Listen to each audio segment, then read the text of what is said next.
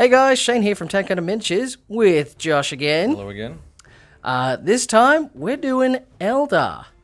Have we done an Eldar battle report before? I don't think we've done an Eldar. I don't think we have. There's a lot of Sam Hain on the table there. Well, that was the thing. I made the Eldar specifically for tournament play, and then as soon as I did too good in the tournament, I retired the list and said, "We're not doing this again."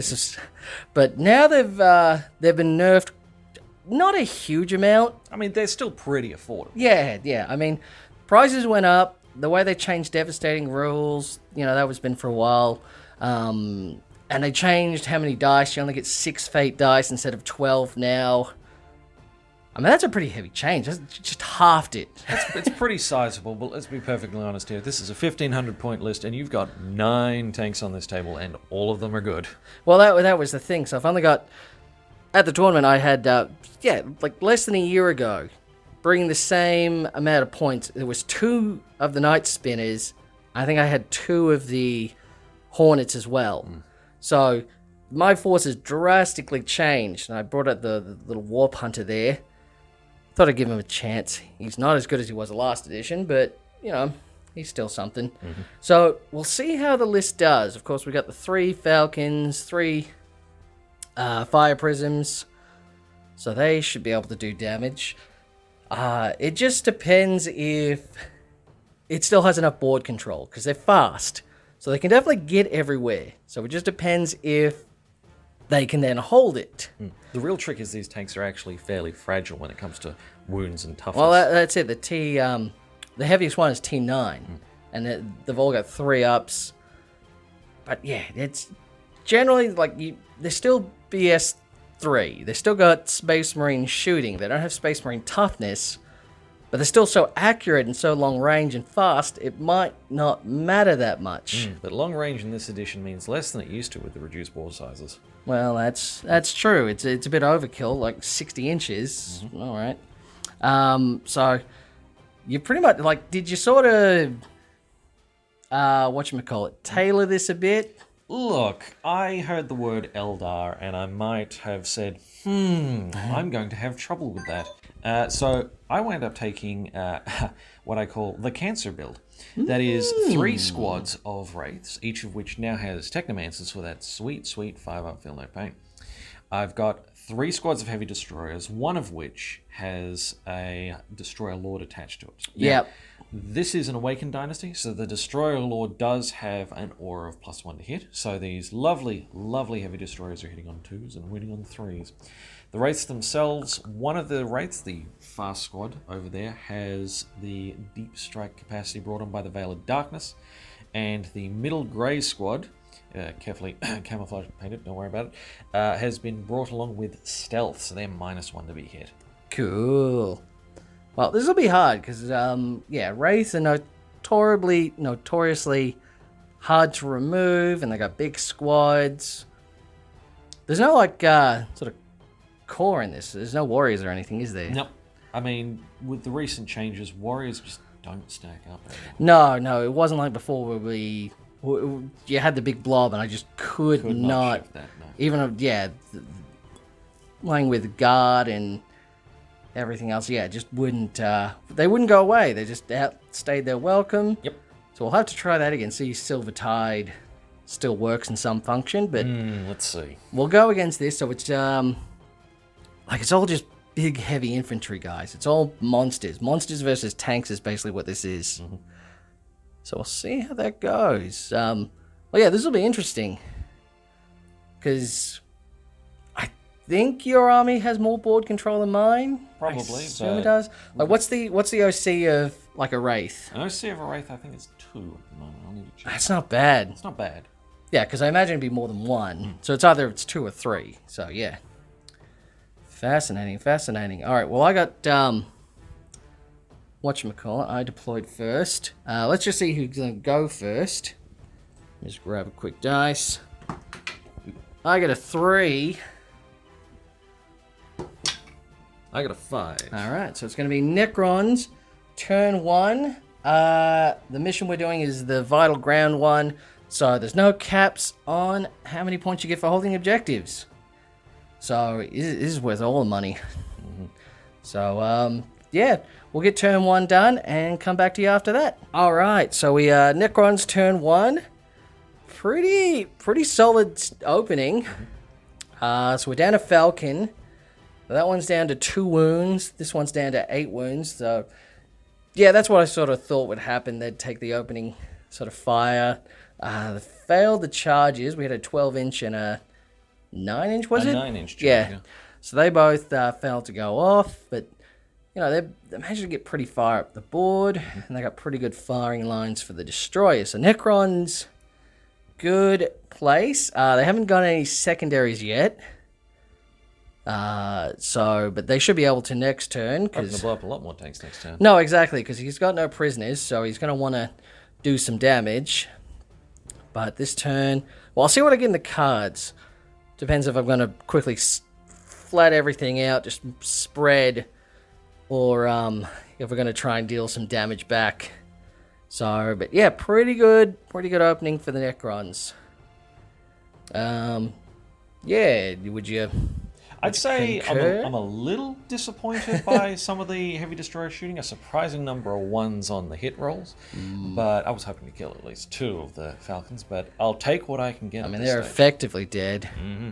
They don't got much left in them. Yep, got to reach in and take out that tasty warlock. That's it. Crack him open and Feast on the go in, go inside. Yes, I would, Shane. Oh, very good. All right, let's see how Eldar do turn 2. Well, they're turn 1. All right, so end of Eldar turn 1. We lost a Falcon in my turn. No comment. It did some damage doing a tank charge, but you know it had 2 wins left. It wasn't long for this world, so it's suicide bombed. So that's fine. That's fine. A lot of hammering went into this left Wraith squad here. Yeah, so they took most of the thing. They 4-up invuln. And a 5-up feel no pain. Yeah, and when you got low amount of shots, this is what I'm kind of scared about bringing Tau, because Tau in a similar boat where it's not that many shots, it's just the shots are very high damage. Same with this, but I think that's what we need to do. We just need to focus on one thing at a time, then move on. We're going to have to be surgeons here. No points for me. I discarded all my cards as they were undoable. Yeah. So the scores are still 0, but I'm down 2 Falcons. But I don't think, the destroyers aren't going to have much to shoot this turn. Everything's pretty much still defended. It's going to come down to whatever cards we get, where we put our focus. But so far, very much even. So I'm on 2 objectives. I'm on that one. You're on... I'm on 2 objectives, the one in the middle and the one all the way back in my deployment. Yeah, so we're going to have to spread out soon. So we'll see what happens. Necrons, turn 2. All right, so we're back from Eldar turn 2. We didn't bother with the start of the phase because, we got charged in and everything. I tried shooting back a bit. I might have still been in the game because I had pretty good cards. The cards revolved me around taking back this objective, and they just couldn't do it. So the Hornet flew over, did some mortal wounds, took down one, and then we shot in, but yeah, it just wasn't enough to, because now this is contested, but yeah, I needed to take it back to get about 10 points up. So at the end of my turn 2, I'm still on 0 points to Josh's 17. So this game is pretty much over at turn 2, so this was fun. Yeah. So yeah, this was I thought it was going to be strong, just so many wraiths, but this was incredible. Wraiths are proving as delightfully difficult damage as they've ever been. The 5-up feel no pain was pretty key. Oh yeah, no, that just added. I think it very much needed that. I was actually very worried about the Fire Prism's ability to just punch through on things, but they really didn't wind up doing terribly much. No, because it's, like I said, it's very accurate. You're likely to hit and wound, but yeah, 4-up invuln save, it's always going to make any kind of effectiveness 50-50, and it's only got it's got a low amount of shots, so a 50-50 chance to negate a shot, you've just halved their entire firepower. So yeah, that really really hurt these guys hard. So, and yeah, just with the Devastators, the guys down the back there, just shooting down, like pretty much saying, hey, you can't go out in these lanes. Yes. You are stuck in your corner. I earn this boy. Pretty much. I think you were right. I think I should have put the Falcons in reserve and had them come out the back. Yeah, if you'd been able to flank into the back of my heavy destroyers, this would be a whole different ballgame. Yeah. I think I needed to, or at least turn one, just completely. I want to say just completely ignore the race, but you kind of can't do that. They're in your face. Because if I just say, all right, I'm gonna move out, take out the destroyers first. That's taking me a bit, but I could do it. Now I come back. Oh, there's wraiths on every important objective. Yeah, So it's like leave the objective uncontested. That's how you get wraiths. Exactly. Wraiths, they love to swarm on unprotected objectives. So yeah, I probably could have played it a bit better, but no, you're right. This is a pretty hard counter to Eldar tanks. Pure cancer. And I'm just thinking, like, if I brought like Space Marine tanks.